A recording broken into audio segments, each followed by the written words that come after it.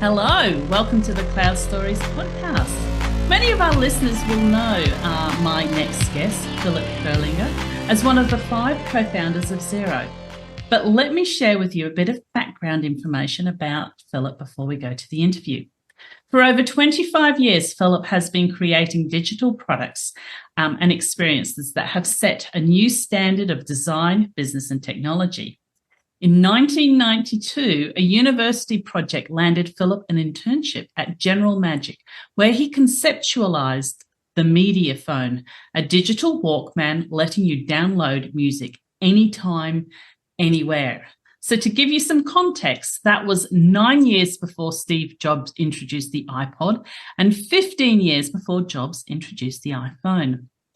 Philip went on to create a digital agency with his brother in 1994, doing work for Apple, the Beastie Boys, Comcast, Disney, Dreamworks, Macromedia, Palm, Sony Playstation, among others.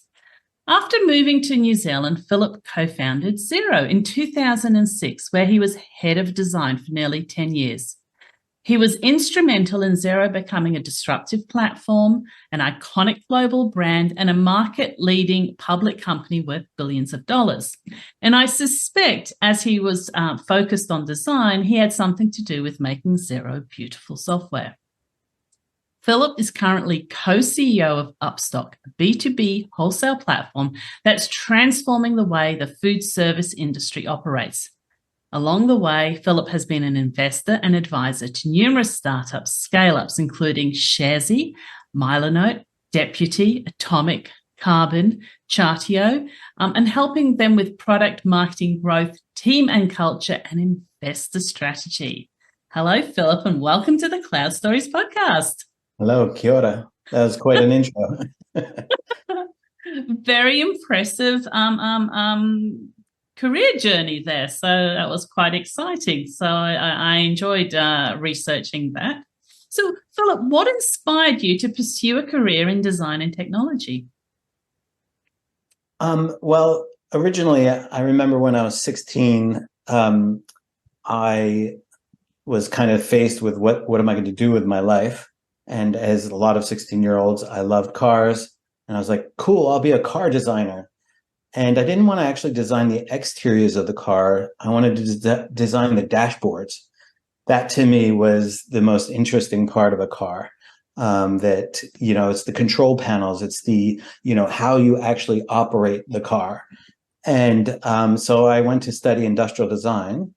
And in the process of studying industrial design, I realized I'm not so good at building things with my hands, but I'm really good at building things with computers. So I started programming computers when I was 12 years old, and it's just kind of a hobby that I really loved, and I never thought of it as a career.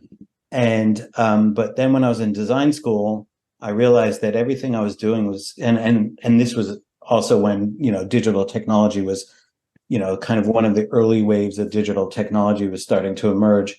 And so I saw this great opportunity to combine these two things as, digital technology and product design. So I guess I should ask, what sort of car do you drive? A Mini Cooper S convertible. Oh, that's so adorable. How does that do on the New Zealand mountains?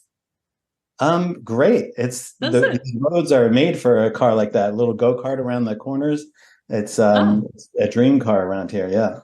Fantastic. I find that so interesting that you actually started off keen to design dashboards for cars, because I know I wrote Xero for Dummies, and I do actually talk about the car dashboard analogy and how you use that car dashboard to set your journey, and Xero's dashboards are the same. Look at that. I didn't even know that story there, that's where they come from. So can you share your journey with us on being one of the co-founders of Xero? Sure. I can take you all the way back to the beginning if you want. Absolutely. Absolutely. Sure. So actually the way things happened, this was probably around late 2005, maybe early 2006. around 2005, I was really getting frustrated. I was working with clients on websites and things like that, and there were the opportunity to build products online was just starting to emerge. So friends of mine lived in Vancouver, and they built a product called Flickr. And Flickr changed my life, and it was just this amazing experience, this amazing product, and it absolutely, made me recognize that actually you can build software on the internet now. And so I was looking for, I came up with some ideas. I wanted to do a startup, and I was struggling in New Zealand to find people that were experts at, building companies, running startups. But there was this one guy who had a blog, and he was prolific on his blog. And it really resonated with me. Like everything he was talking about was exactly, aligned with my thinking and really inspired me. And so I reached out to him and I said, hey, I'd love to talk to you about, a startup idea I have. And so we met up for lunch, and I, shared with him what I was thinking. And we were just going back and forth and finishing each other's sentences. And it was really, an exciting moment. And so that was Rod. Rod was this prolific blogger. And he said, why don't you put together a pitch deck and let's meet again? So I put together a pitch deck. We met again. And he was like, so you're a designer. And so tell me a bit about that. He's like, okay, I've got a pitch for you. Web 2.0 accounting. What do you think of it?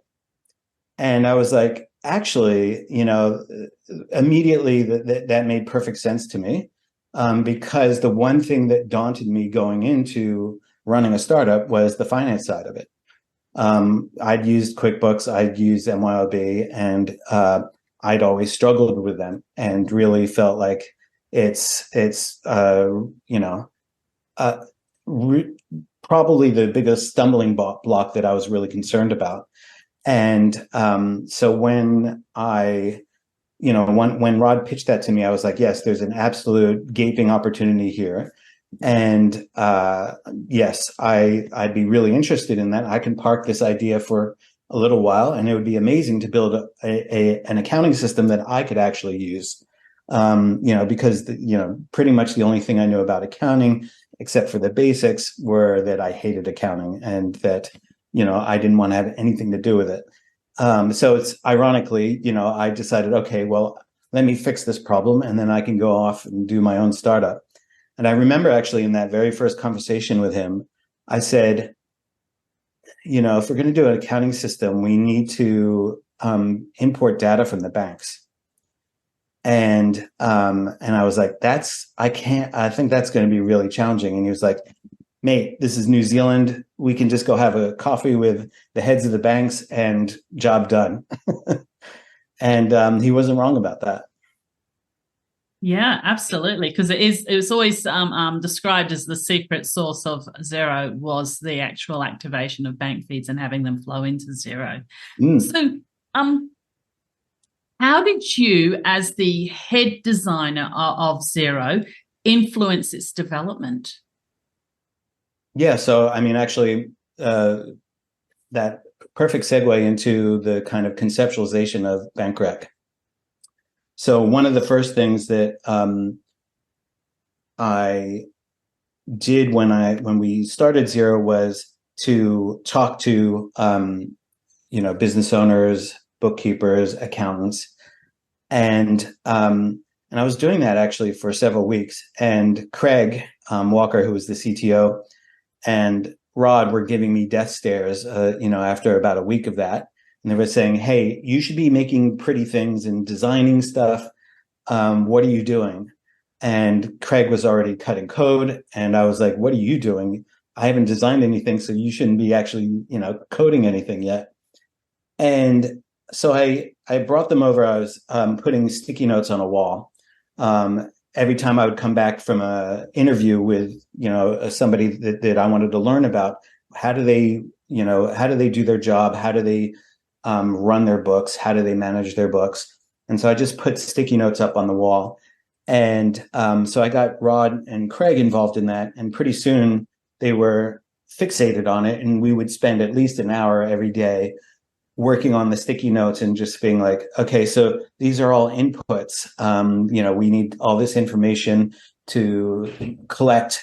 These are bills, these are invoices, these are all the inputs, and then these are the outputs. These are reports. These are this is GST. And then who are the players? Who are the different people that will be interacting with this? They're business owners. There's accountants. There's bookkeepers. There's the banks are also play a role in here. And so just mapping it out. And the interesting thing was Craig immediately said, this changes the whole data schema. What you have here on this wall and these sticky notes is a better data schema. And now I have to re-engineer the whole database. So that immediately was a kind of really fortunate opportunity for us to get started with a good foundation. And then, I quickly, through my interviews, I realized that, the biggest sticking point was cash flow. For every business, cash flow is just, do or die. And, that's for big businesses, but particularly for small business, they're hypersensitive to it. And under the current model, a business could only, if they were operating at their peak, amazing, doing everything right, they could do a bank reconciliation. So understand their cash flow once a month. They get the statement in the mail. They spend a day or two entering that. So that's also like they get it in the mail maybe a week or two after month end. So there's all this delay in them having any visibility over their cash flow. But of course, you'll be familiar with the fact that nobody did their bank reconciliations every month. You'd be lucky to find somebody doing it every quarter. Twice a year was, again, you'd be kind of lucky. The vast majority of people did it at the end of the year. The accountant would chase them up and say, "You're about to go to jail.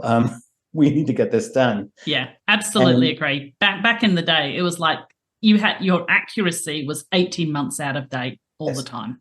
So, to me, that was insane that you're doing all this work. And this is obviously why people hated this, is that I'm doing all this effort to do my accounting.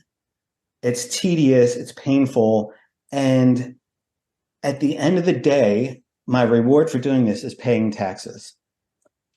So why would I do this? I'm going to delay and postpone this as much as possible. And I really wanted to flip it and say, this isn't about paying the IRD. This is about running your business. So accounting software should not be about, the purpose of accounting software shouldn't be to pay taxes. It should be about running your business. And so if cash is the most important thing you need to understand about your business, then you need to have as close to real-time visibility on your cash as possible. And so how would you do that?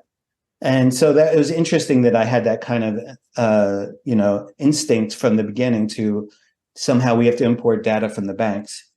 And so the other thing I realized is that, people really do hate, dealing with bookkeeping.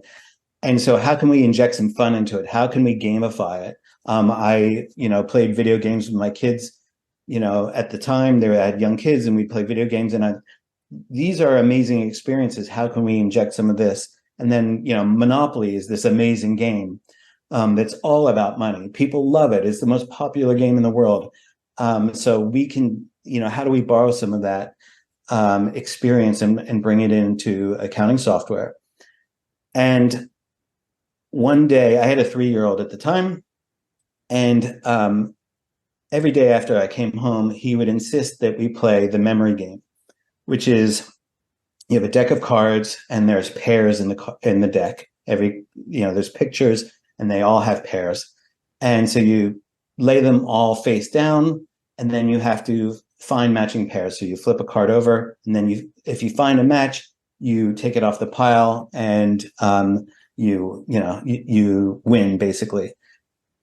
And doing that every single day you would think is like tedious and horrible, like to play this simple child's game. But it's amazing the dopamine hit that you get, the high you get off of finding a matching pair. It's built into our genetics, into our DNA, that when we pattern match, we light up and it's exciting. And, that feels like a reward. We get this reward from doing it, and that becomes addictive. So we're like, that was easy. I'll do another one. And I realized this is a bank reconciliation that we're doing. That if we can do, here's a transaction that I have in my books, here's a transaction I have in my bank account. If I can match them up and take them off the pile, then I've just done, and I win, and I've succeeded, and it has that addictive quality. That was so easy. I want to do another one. I want to do another one. And the other thing a philosophy that I've always had is that people just want things to be done by magic. And a point of reference that I've always had is Kodak. When Eastman invented the Kodak camera, at the time, to be a photographer, you had to be a scientist. You had to be an expert at combining chemistry and making plates, and with silver and these deadly chemicals. And you had to be a really, expert, a deep expert. And he invented the Brownie camera. And their slogan was, "You push the button, we do the rest." And that was bank reconciliation. That was my objective with bank reconciliation, is like, can we distill it down to a single button push? And you just go down the list and verify that these matches are okay. And the other interesting thing is that it was like an early precursor to AI, to, machine learning, that we were doing this pattern matching. And so the interesting thing about that was, when I pitched this idea to Craig and Rod, we sat down and I showed it to them. And they were like, wow, this is really interesting. This is pretty out there, pretty different. It's pretty cool, but will anyone understand this or use this? And I had the same questions. I really wanted to make sure that I'm not wildly off and I haven't blundered something. And so, as a designer, you do user testing. So I brought people in. We had this tiny little apartment that we were renting as our original office. And so there was at the time, there was 2 or 3 of us in there. And by the time we left, there was 20 of us in there. That was a whole different story. But in those early days, I could just bring somebody in. And so we did a user test with the first person. And so I get them to tell me, how it works. I'm not going to tell you how it works. You tell me. I'm going to sit you in front of the screen. You have to do a bank reconciliation. What do you do? How do you do it? And so immediately people are like, oh, why are you making me do this? You made me come into your office to do a bloody bank reconciliation. It's, and so you'd get that immediately kind of exasperation and frustration. And then, as they realized it was doing it for them, they couldn't believe it. And so they were like, did it just figure it out for me? And all I have to do is press OK, and I've done my bank rec. And, again, as an observer, all I could say is, you tell me, what do you think? And they said, yeah, that's exactly what I think, is that this is just going to do it. And that's exactly what it did. And so they were immediately like, when can I have this? I need this right now. How much is it going to cost? This will change everything. And so that was the first person that we had come through, and then several others, and it was pretty amazing. But then Rod and Craig were like, we have to build an accounting system, not a bank rec game. So you can, maybe one day we can get to this, but you need to design something that's much more that we can really build really quickly. And so I ended up redesigning it, and it basically had to use the same paper that people, if we were going to design something that, we could build really quickly, it had to rely on them getting a statement. We brought people in. sat them down, and they were like, "Can I go now?" As we were going through it, nobody was like, "Wow, this is amazing." Nobody said, "Hey, can I sign up?"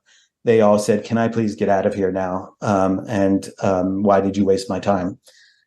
And so that was a real breakthrough moment in a lot of ways, that what design means, the process of designing. It's not about making pretty pictures. It's about understanding customers, understanding users, and how they think, and what will work for them and what won't work for them, and what will be a game changer. So, we could release, this conventional thing and nobody would care about what we're doing.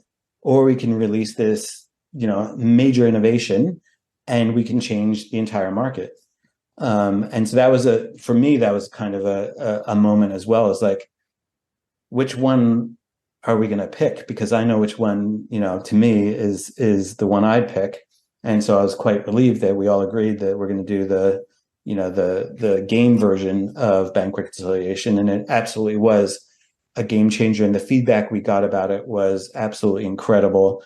There's a famous quote within the Xero team that, this guy said, "I would rather do a root canal with no anesthetic than do a bank reconciliation." And he said, "However, now that I've used Xero, it's fun, and I actually look forward to it, and I'm disappointed when it's done." And so that was one of these like dream come true. I can't believe somebody actually said that. A real moment when it was like, yeah, I think we're onto something here. Fantastic. That's such a magical story, and I really appreciate you sharing it with us. Did you find when you, I imagine through that testing process, you had some accountants and some bookkeepers. Did you find some feedback from them saying, this is going to make it too quick? How am I going to charge? The work is going to happen too quickly. My income's going to go down if you make it too easy for the clients. There is, it's funny. I hadn't thought about that. Now that you asked that, yes, there definitely was an element of that. There were some accountants that immediately were like, "This is the future. Absolutely love what you're doing." And other accountants were like, "Oh no, I'm never going to tell my customers to use that." Then, and they would try to pretend like it wasn't because they were worried about their job. They would pretend that it's, whatever, they'd make excuses why it's not going to work. And it was interesting that, especially in those early days, within the accounting community, we got a lot of resistance. And it was the early adopters, is the small businesses, that were the ones that were really, enthusiastic and telling their accountants, "No, you're going to use this. So just get on board, or I'm going to find a new accountant." Yeah, I really like how you have said that you've kind of switched the accounting solution from being focused on merely driving a tax result to actually driving the business. And I imagine that was the time that everyone, that sort of genre or group of people started coming up and saying, "Okay, you got to stop billing by the hour, or you got to put your rates up, or you've got to do whatever type of value added or whatever type of billing that comes out of it." And sort of that was the magic moment, I imagine. And we really did have to recruit people, and everything about what we were doing was really changing behavior and changing thinking about how we can work together. And so even the idea that you're working, the thing that was most scary to the accounting world was that you're actually collaborating with your customers. They liked having the insulation, like, no, they're idiots. They just give us all the numbers, and then we do our magic, and then throw it back to them. And for them to actually adjust their whole mental model of how they're going to interact with customers was terrifying. That, oh, actually, now we will be working together in a collaborative, which was the whole point, the whole value add of a platform like Xero, is that you could do it in real time, and therefore you could get the advice you need in time before you hit the wall. Yeah. And so for a lot of people, that whole idea of value add versus billable hours, again, was a kind of a threat to the industry. Mm-hmm. I so appreciate you sharing that story and taking the time to share that story, and the gamification around the bank rec, and that it sort of came from your 3-year-old playing memory. So, who says child's play isn't important part of life? It's done Xero well for should me. maybe Xero should have some more 3-year-olds come into their offices every so often to give them advice on Hmm. life. So, Philip, you're now co-CEO of a company called Upstock. Can you describe to our listeners what Upstock is? Yep. So it's a food service marketplace and logistics platform. So it connects buyers and suppliers in food service. So that's restaurants, cafes, bars, grocery markets and supermarkets, people who buy food and beverage, with the companies that supply food and beverage. So food companies, drinks companies, and then there's kind of things that are adjacent to those that that hospitality will order and would get supplied. And so the backstory to that. You want to hear kind of how that emerged? Absolutely, love Yeah. to. So I'd left Xero and I was working with a bunch of startups and advising them, which was really fun. And then a friend of mine who owns Foxton Fizz, which is an iconic Kiwi soft drinks brand, he came to me and he said, "Hey, guess what? I've been working on some software myself." And I was like, "Oh boy!" Like everyone thinks they're a software person. And when he explained to me what he worked on, so he said, "I get this problem where I get texts in the middle of the night, phone calls in the middle of the night, these voicemails that are just garbled. Like a lot of people in the hospitality business are from overseas, and so their English is not strong, and so it's really hard to understand their accents. They have thick accents, and then their orders are just like, hey, mate, I need 6 more of the thing I got." And so it's like, is that he sells soda, so is that 6 more bottles, 6 more cases, is 6 more pallets? And so there was this back and forth, a lot of friction. And for those orders that come in the middle of the night, they would forget them in the morning, and so it would never show up. And again, there's this friction in the relationship. Or, for instance, if somebody said, "Hey, I need 6 more," and they were expecting 6 pallets and they got 6 bottles, that would be disastrous. They wouldn't be able to serve their customers.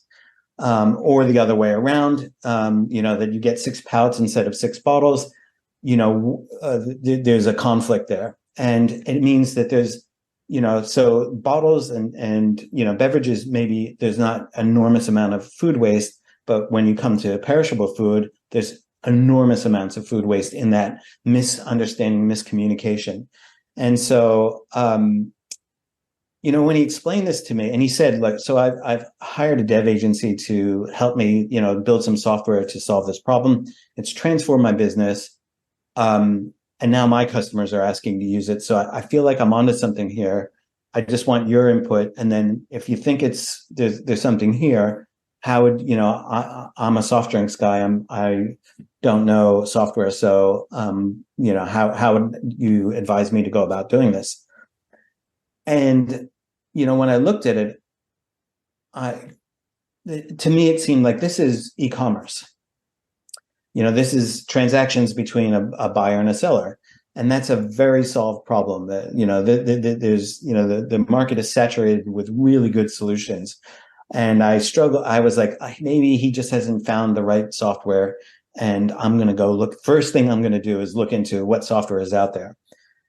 And I was shocked that the software out there, nothing really did it. So there were inventory systems that kind of partway did it.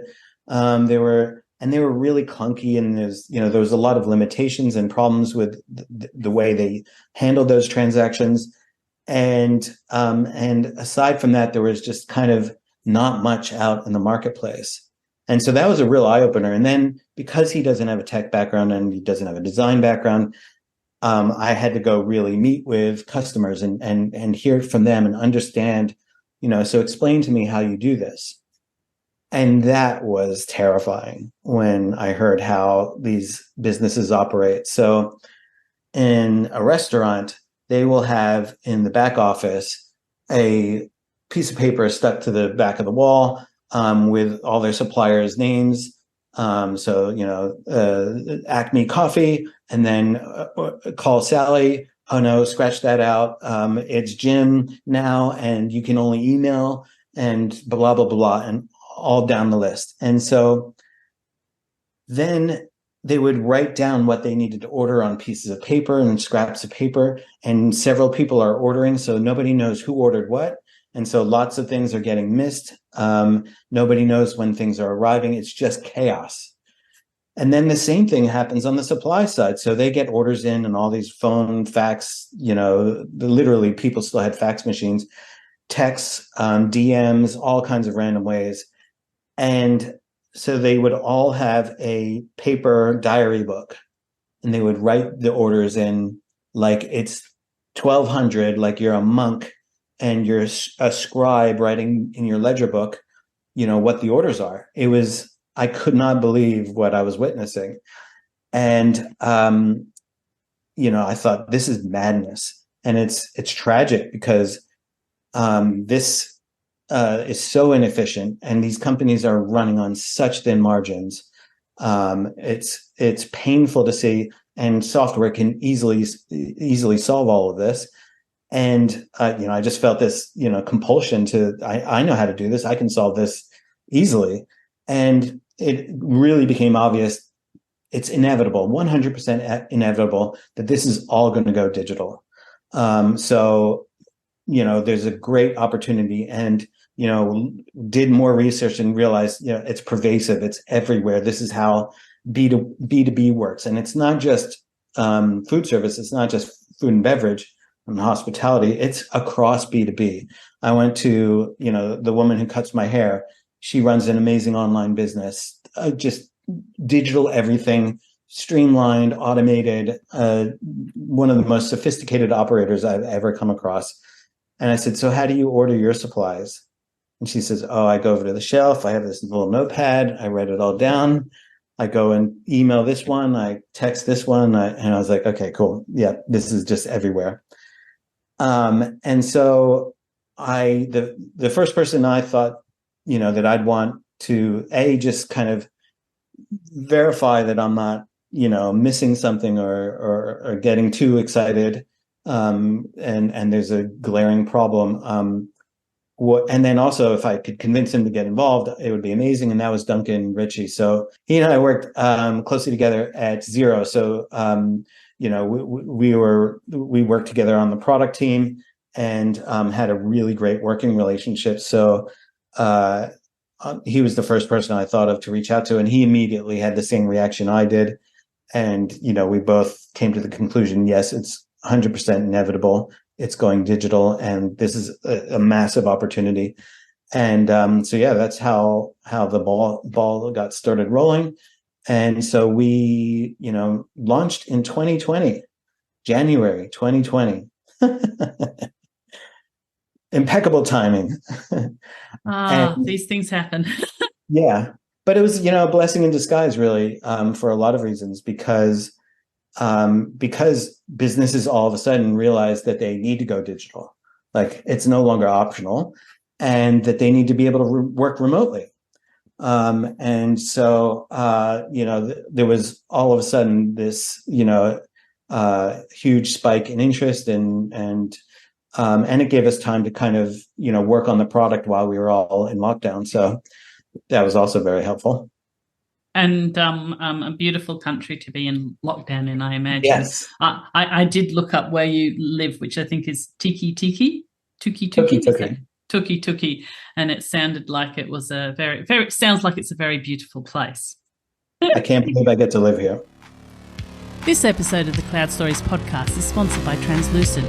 From the founder of Receipt Bank, Translucent turns your existing single-entity accounting system into a multi-entity accounting solution without needing to migrate to Intact, NetSuite, or other larger systems.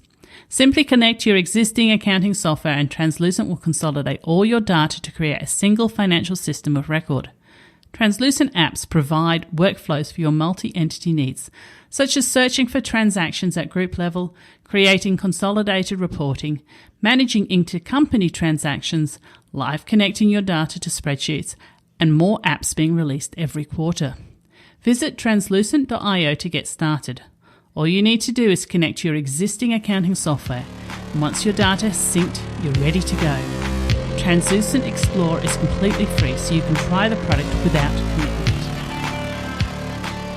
And I know a lot of our listeners are always fascinated by New Zealand, and even in your stories, I think the rest of the world thinks all New Zealanders know one another. It's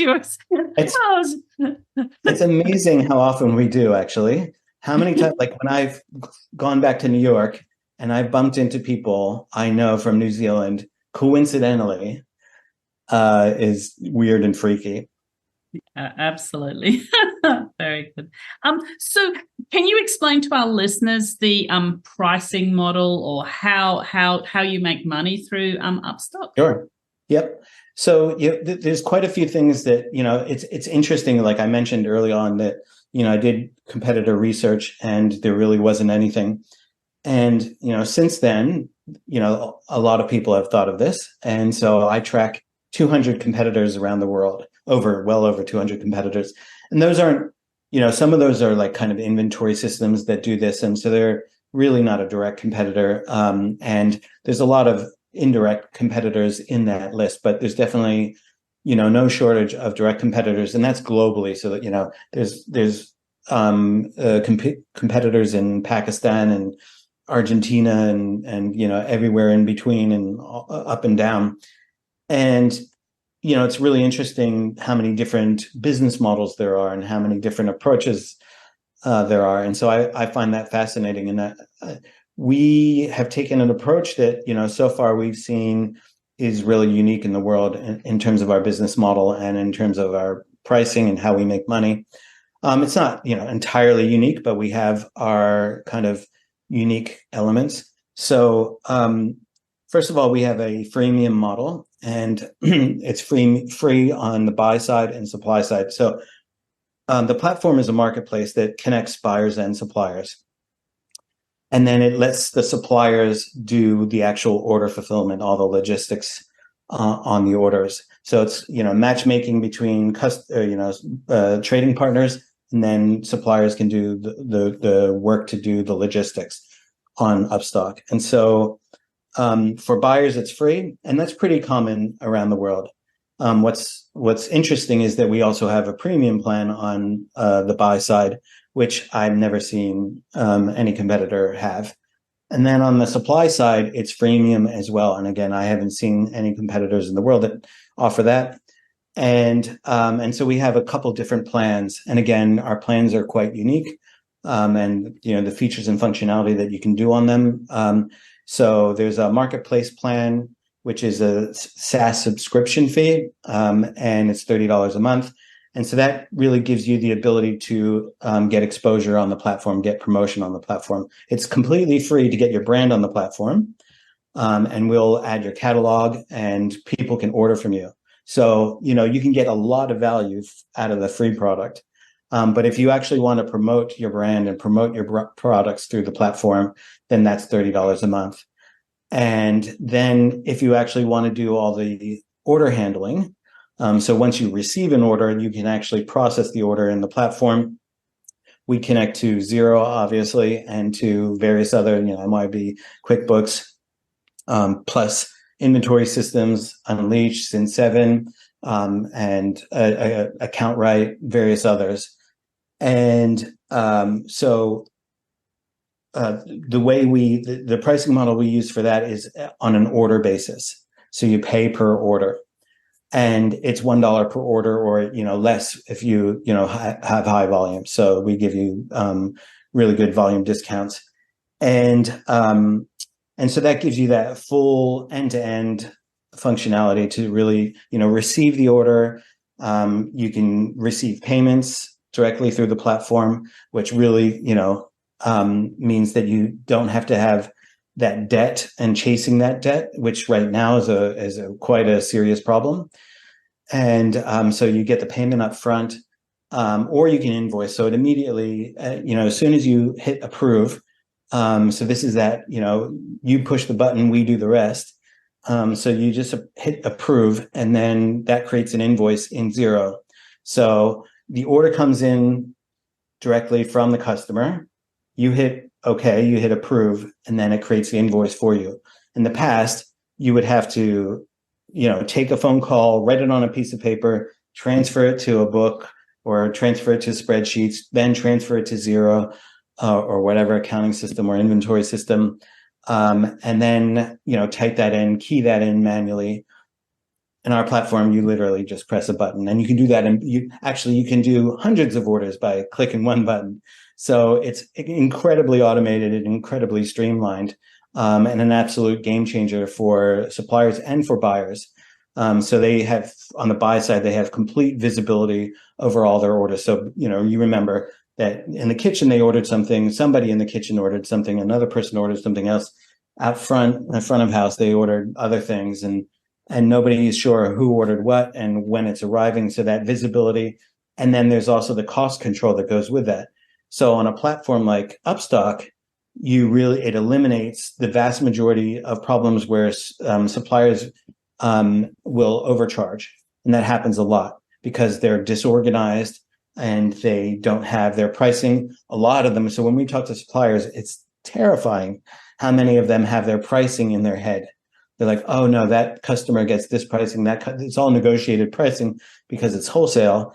And so and so Upstock handles all those different pricing tiers.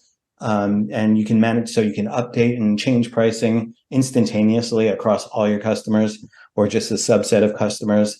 So it's incredibly, incredibly powerful. And that's the order management side of it. But then there's the growth side of it. And so there's a couple ways that suppliers experience growth. One is from customers using Upstock to order. So they all of a sudden have access to your full catalog on a daily basis. And so they start experimenting and trying new things, and like, oh, I didn't know you had that. Happens all the time that they discover new products from your catalog. And then also because it's so easy, they order more often. That they'll order from you because it's easy to order from you. Ordering from that other supplier is a bit of a hassle. So it's actually, let's just get more of this. And then we have a promotional tool within the platform, so you can actually, put deals on offer. You can, update with new product launches and communicate with all the buyers on the platform. And so that really, again, that's another way of generating interest among your existing customers, but also new interest from new customers. And so the ability to expand market share is absolutely phenomenal for suppliers, that they reach new customers in new regions and new customer segments. So one example is a alternate milk company discovered that they were getting orders from fitness centers, and that never occurred to them as a customer segment. And so all of a sudden they've got this really, whole new customer segment that's ordering from them, and they can expand into. And so, it's, absolutely changed how the food service industry operates.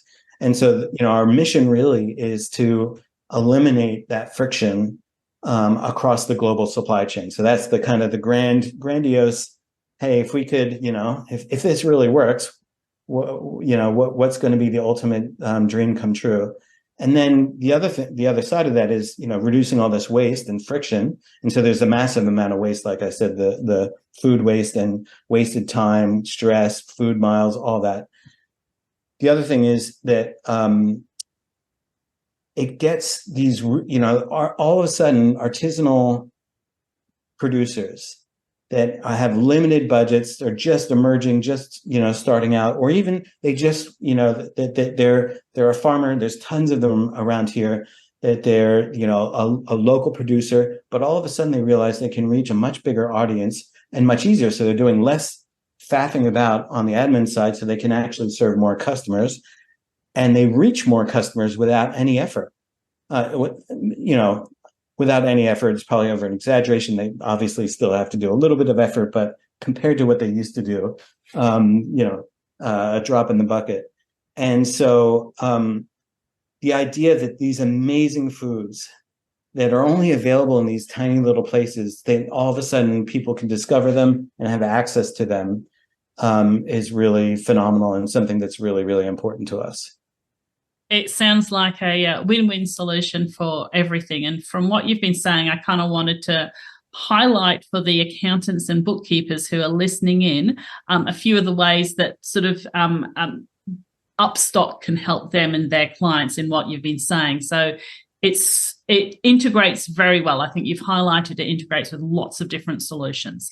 It streamlines your ordering and invoicing process, saving time, which we love, reducing errors, which we love. If we are advising our clients about using it, it is opening up potential growth for them, potential markets for them, and the freemium model means that they can actually get started quite quickly. I think that yeah, that's a great summary, and that leads to a really good point about the effort to get started. So a lot of people are afraid that they might have had experiences getting started on an inventory system or an accounting system. That's quite intensive and tedious. With Upstock, we have customers all the time getting set up within 24 hours. So they're actually live, taking orders within 24 hours. And if they want to smash it out, you could technically get it done in about an hour if you just go boom, boom, boom, boom, everything back to back. And then the other thing is, again, kind of, you mentioned the pricing model. A lot of our competitors charge these really excessive setup fees. So it's a couple grand to do the setup fee, which is quite frankly in our view is not the most ethical way of operating. We believe that is not in the customer's best interest, and that is really unfair. And then another thing that's unfair, and we get so much complaints about that. And then we hear from people that are switching over from a competitor platform that a lot of our competitors charge commission fees, and just outrageous commission fees. So up to 25%, which is just enormous.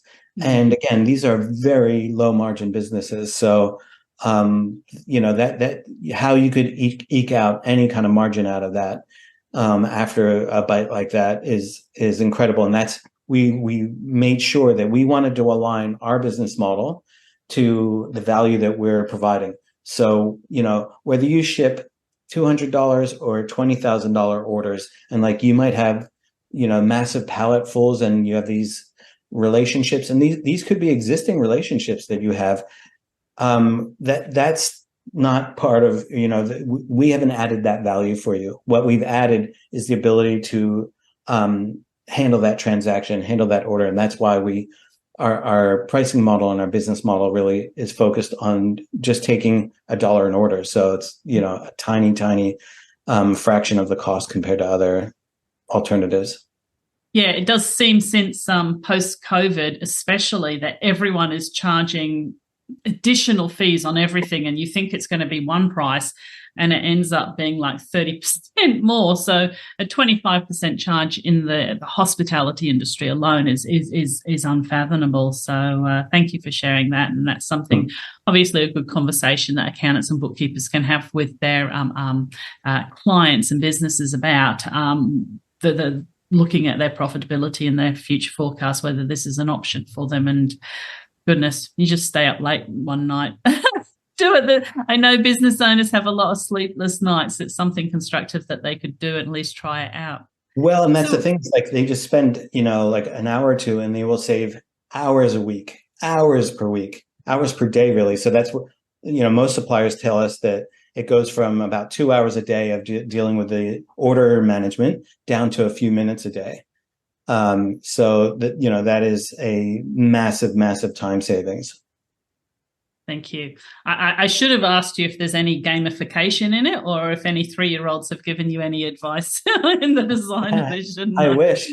Yeah, I mean, it definitely, like, it's interesting. I'm older and more experienced now, so and was able to learn a lot through the Xero experience. So I do feel like the ease of use on this platform is substantially better than what I did at Xero. It's been a long time since I was at Xero, so they've made lots of improvements. But we were really able to start, in a new era, really, and do things in a way that makes it incredibly fast. And yeah, I wouldn't call it gamified, but I've heard we've had some customer comments that are obscene, but incredible that how their reaction to it when they use it and they see it. Fantastic. So we have a question from friend of the podcast, Alex Falcon Harata. How do you prevent large companies from monopolizing the Upstock app, and how are you taking care of those smaller suppliers, which you sort of did mention, those bespoke artisan suppliers? Yeah, and then so that's a great question, and it's actually very core to our strategy, is that we really want to level the playing field here. And so the Coca-Colas of the world already have platforms. They're one of the few in the world that, have these huge order automation systems. And but for, a mom and pop operation, it's just way, way beyond their capability and their price point. And so we wanted to, a tiny little outfit, somebody that sells at the farmer's market but wants to expand, really has this opportunity to do that. And so everyone has the same opportunity to reach customers and to reach buyers through the platform. So there's no special kind of there's no difference between the way that different customers can access the network on Upstock. And again, that's quite different to our competitors. So we have a bunch of competitors that will actually promote a supplier's competitor to their own customer. And we find that absolutely abhorrent. And really, you're undermining your own customers. We're so kind of perplexed and boggled why. And again, there's incentives in their pricing model and those commissions for them to, have people switch to different brands and keep switching around. And yeah, we just, the other thing that often happens is that people ask, can it be used as a price comparison? I do not want this to drive prices, to rock bottom and just be, a race to the bottom. And so we have competitors who do that, who sell their platform as this is a price comparison tool. We absolutely, again, that's not aligned with our suppliers. That's not aligned with what we think the value of a platform like this is. So first of all, the supplier has a choice whether they want to actually display prices or not. And then a buyer can only see prices once they've actually chose to order from they've connected with a supplier. They said, I want to order from you. So then the supplier sets them up with a price list. And so they have a conversation about, what size, operation do you run? They go through the process of negotiating pricing, and then they switch on, the pricing that suits that buyer. And then the buyer can see the prices, but up until then they can't see prices. So you can't just look up avocados across the whole platform and just see who's got the cheapest avocados. That's really interesting. I didn't realize it worked that way. So what countries is Upstock currently available in? So we're the category leader in New Zealand. So we pretty much are dominant in New Zealand. And then we're growing really rapidly in Australia. We have some early customers in the US. And so that's, really the next market that we'd be looking to enter in earnest. And, we've considered what other markets around the world we would enter, and it's really driven by our customers, our suppliers. So most of our suppliers that do international trade operate in the US. And so we're getting so much demand for us to make the platform available in the US so that they can, use it. Because again, the way distributors work and other platforms work in the US, they charge outrageous commissions and don't even offer, a fraction of the functionality that we offer. And the growth opportunity that we offer. So we're getting a lot of demand from our existing customers to get into the US as fast as possible. Excellent. Well, that's always good to hear, isn't it? So we're coming towards the end of the interview. I'm really appreciative of your time. I just have a few more quick questions for you. What's something that I've not asked you that you'd like our listeners to know?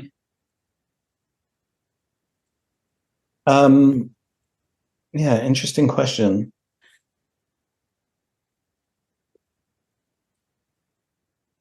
Most of your listeners probably are in the finance, accounting, advisory world. And, we get so many people asking us, what platform should I use? What inventory system should I use? What accounting system? Like, I'm not happy with what I've got. And we have to be careful not to, pick winners and pick sides. And we're not experts. So different businesses offer different, have different requirements. And so different software really, will suit them better than others. And so we've actually struggled to find like integration partners and accounting finance partners that we can send our customers to and say, we're not the experts. You really need to go talk to an expert, and they can help you out, and they can really, understand your business and compare that to the different solutions on the market. So there's definitely an opportunity there for your listeners. Excellent. Thank you for that. So, Philip, I understand that you love reading biographies of musicians and comedians. What's one that you think our listeners would enjoy, and why do you recommend it? Eric Idle's memoir is amazing. It's absolutely, he's a musician and a comedian, arguably. And he's lived an amazing life. He's absolutely hilarious, charming, wonderful, writer. And he name drops and tells hilarious stories about all kinds of people. And it's just astonishing, kind of that heyday of the 70s that he lived through. And the people he got to hang out with are pretty epic. Yeah, fabulous. I will absolutely listen to that and let you know what I think of it. So thank you so much for joining me here today on the Cloud Stories podcast.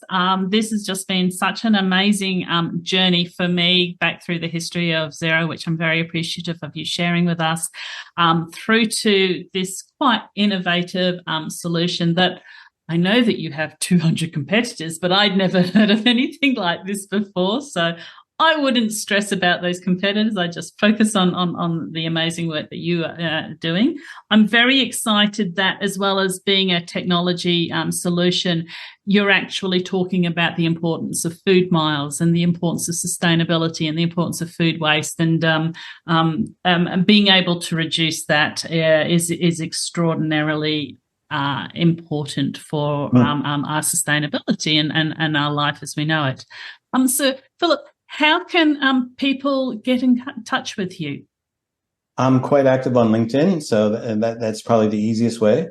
And then you can go to skyrise.com. My email address is on that website as well. That's my personal site. And that's probably the easiest. And I should have asked as well, what's the best way for them to find out more about Upstock? Yeah, go to upstock.app, and that's really, hopefully it's really obvious and clear, what we do, and sign up. And it's free, so there's just no risk, and you can kick the tires and if you have any questions, I'd be more than happy to answer them. And thank you so much for having me on the show. You're a legend. And so this was incredibly fun and quite an honor. Oh, thank you. Thank you. Really appreciate you joining me. Thank you very much. Cheers. Hello. Thanks for listening to that interview. After 6 or 7 years of producing the Cloud Stories podcast, you might be surprised to learn that is the very first co-founder of Xero that I have interviewed on the podcast. I've been quite nervous about interviewing a co-founder. So keen to hear what your thoughts are of the interview. I found Philip very gracious, and I really enjoyed the stories that he shared, and I hope that you did too. So funnily enough, after actually speaking with Philip, I jumped on to deliver a webinar on financial apps to help your startup to female founders as part of the Launch YEP Young Entrepreneurs Program, and specifically their Incubate program. So this is a program run in Queensland, so you can check out the show notes to links to that, because they have various intakes during the year. And one of the founders sells Kiss Tea, which is sparkling cold brew tea. And so along with the other typical financial apps I recommended, I told her to have a look at Upstock app. And guess what? She was already using it, and she was loving it. She raved about it. So she is a business based in Cairns, and there you have it, that Philip's business Upstock is helping this business here in Cairns sell their sparkling cold brew tea. And there's a link to the site on the show notes, and it's beautiful tea. And funnily enough, I think last time I was in Cairns, I actually bought some of the tea as a gift for my kids. So my kids are 20 plus, so they, I think, appreciated it. So thank you for listening to the Cloud Stories podcast. I encourage you to subscribe. I encourage you to leave a 5-star review so other people can find the podcast. From here, I suggest you join the Xero Mastermind group on Facebook for advanced conversations around the ecosystem. I suggest you subscribe to the Informative Accounting Apps newsletter, which gives you also a great overview of the ecosystem space. It's available at heathersmithau.com. I encourage you to connect with me on LinkedIn. I'm Heather Smith, and you've been listening to the Cloud Stories podcast.